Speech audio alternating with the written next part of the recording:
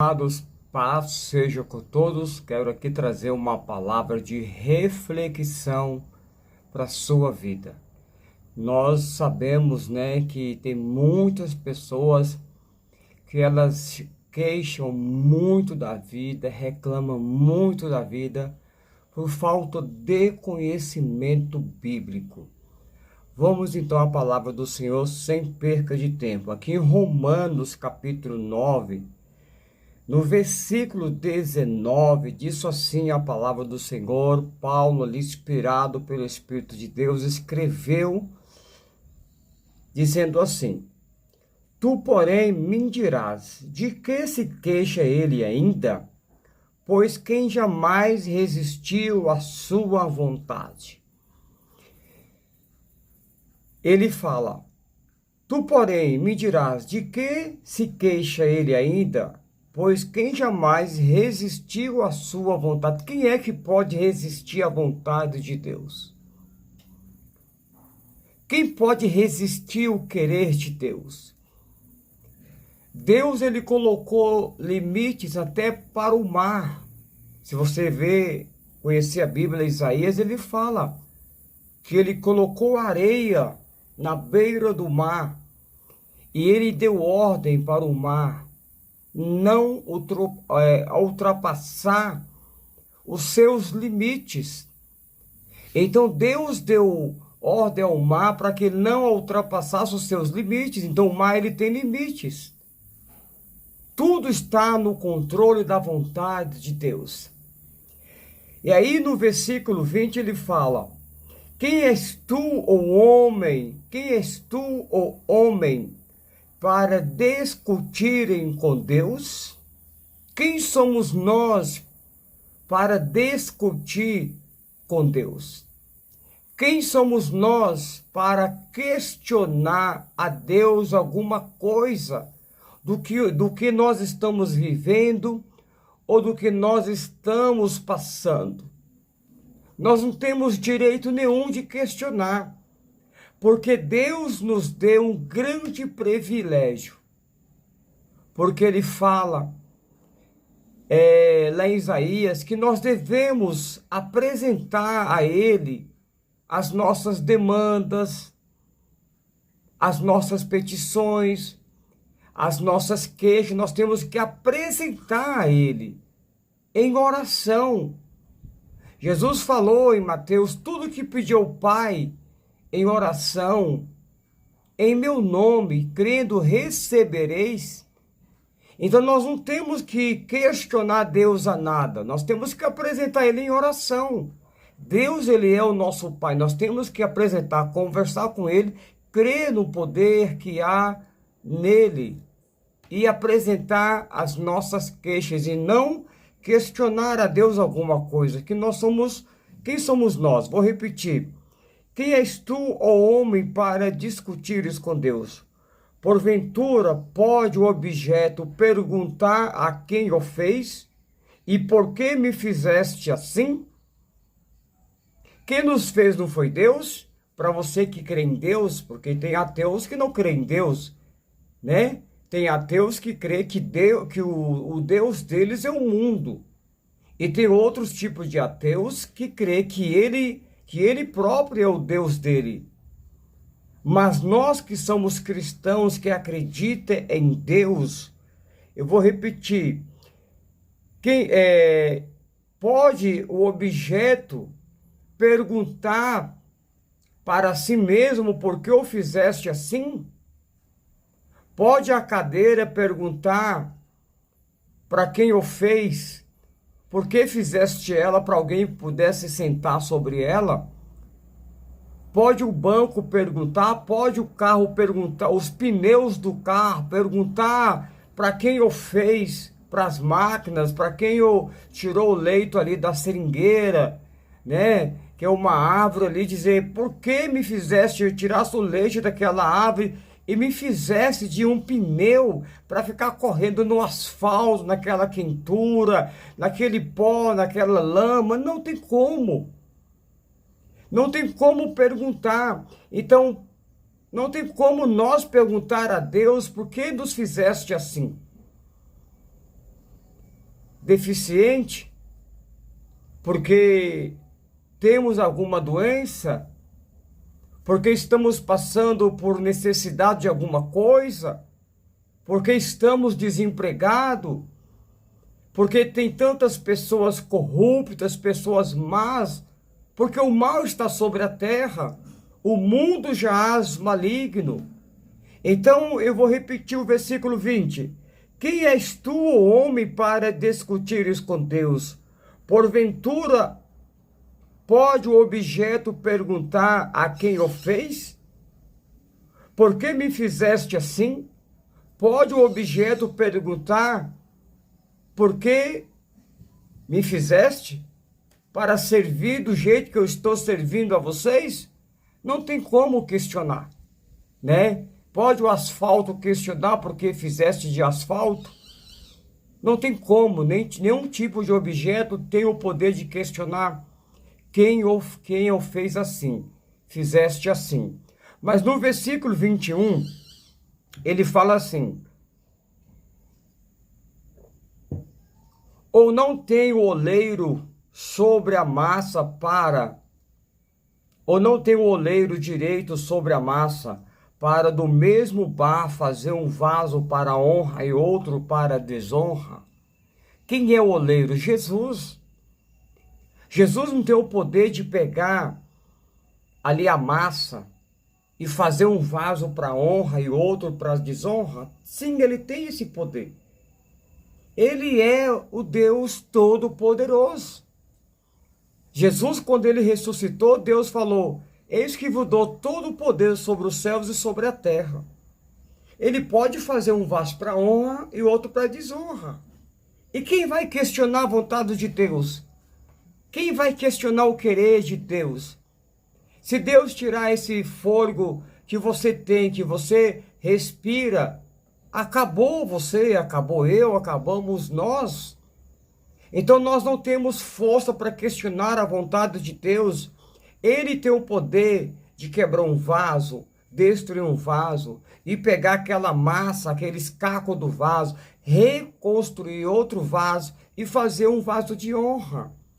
Como assim, pastor? Eu vou dar um exemplo. Deus me quebrou.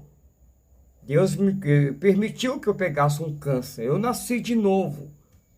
E Deus me honrou, me dando outra oportunidade de viver de novo. Você pode passar por uma situação e você vai dizer assim: eu não vou conseguir superar mais. Mas Deus não dá prova maior do que você possa suportar. Todas as provas que vêm sobre você, o próprio Deus diz: eu não darei provas maiores do que você possa suportar. Todas as provas que você passa, todas as aflições que você passa, você pode suportar, senão Deus não teria dado a você. Deus fez Jó passar por todas aquelas provações, aflições, porque Deus sabia que Jó poderia suportar. Deus sabe o tamanho da fé que tem dentro de você. Acredite nisso. Versículo 22. Que daremos, pois, se Deus, querendo mostrar a sua ira e dar a conhecer o seu poder, suportou com muitas longanimidade os vasos de ira, preparados para a perdição. Deus suportou muitas vasos. Quando ele fala sobre vasos de ira, Deus está dizendo que ele suportou por muitos anos, com muita longanimidade, as pessoas antepassadas que cometeram pecados contra ele. Sabe para quê que Deus suportou tudo isso? O que os nossos pais, avós, bisavós pecaram, e ele suportou tudo aquilo. No versículo 23, fala assim: a fim de que também desse a conhecer as riquezas da sua glória em vasos de misericórdia, que para a glória preparou de antemão. Então Deus está dizendo assim, ele suportou todo o pecado dos antepassados, para que hoje você, eu, para que nós que cremos na ressurreição de Jesus, para que nós que cremos em Deus, que crê que Jesus morreu e que ressuscitou, que está à direita de Deus Pai, Deus nos deu o poder da riqueza de conhecer a sua glória. Nós temos motivos para agradecer a Deus todos os dias. Nós temos motivos de alegria, ainda que falte saúde, ainda que falte dinheiro, ainda que falta emprego, ainda que você tenha problema na família, tem problema em várias áreas da tua vida, você tem motivo de agradecer a Deus todos os dias. Porque se Deus tivesse destruído os nossos antepassados, nós não estaríamos aqui hoje para contar a história e nem para dar glória a Deus. Aleluias! Eu me alegro no Senhor todos os dias, porque eu sei e conheço a bondade de Deus, o favor de Deus na minha vida. No versículo 24, os quais somos nós, a quem também chamou, não só dentre os judeus, mas também dentre os gentios.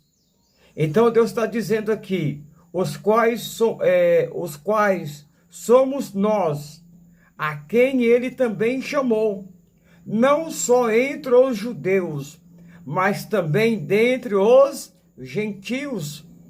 Nós somos os gentios que Deus chamou, que Deus preparou para conhecer a tua glória.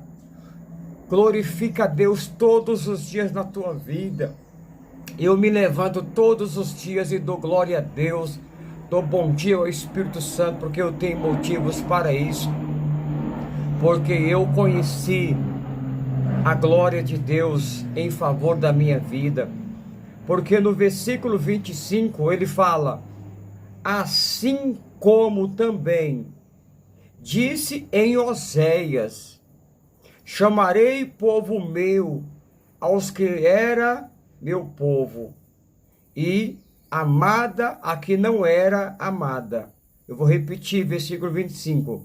Assim como também disse em Oséias, no livro de Oséias, chamarei o povo meu aos que não era meu povo, e amada a que não era amada. Deus está dizendo que ele já tinha falado no livro de Oséias, Oséias 2:23, você pode ler lá em Oséias, no livro de Oséias 2:23, o Senhor falou, aonde não era chamado povo meu, ali passarei chamar de povo meu. Aonde não era chamado, a chamada de amada minha, ali passarei ser chamada de amada minha. Olha o que o Senhor está dizendo no versículo 26.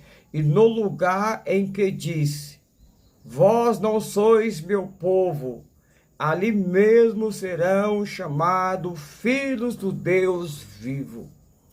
Ali aonde não era chamado povo de Deus, passará chamado filhos do Deus vivo.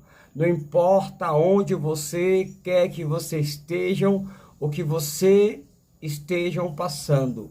Lembra-te que você é filho de Deus. Deus te chama de filho. Nós sabemos que para nós que somos pais, os nossos filhos têm muitas necessidades, né? Eles passam por muitas necessidades. E nós conhecemos todas elas. E nós sabemos que muitas delas, nós aqui como homem aqui da terra, nós podemos suprir alguma delas. Mas nós deixamos que eles venham aprender, né? Para que no futuro eles possam suportar outras dificuldades maiores. E muitas vezes Deus permite que nós passamos por algumas aflições, como eu tive um câncer, outros problemas na minha vida, já fui provado em tudo, como eu falo na minha igreja. E eu dou glória a Deus em tudo, porque isso vai amadurecendo a minha fé. Porque nós devemos ter uma fé madura. Então o copo não pode questionar quem o fizeste assim. Porque aqui, do mesmo jeito que você coloca uma água fria, como eu tenho aqui uma água agora fria para mim beber, eu posso colocar uma água aqui fervendo aqui nesse copo. E ele não pode questionar ou quem fez assim. Então Deus te fez do jeito que você é. Aceita a vontade de Deus na tua vida, porque ela é boa, perfeita e agradável. Eu deixo essa palavra de reflexão para a sua vida. Deus abençoe a tua vida. Um beijo no teu coração. Mantenha a tua fé viva no Senhor. Deus abençoe. Um forte abraço.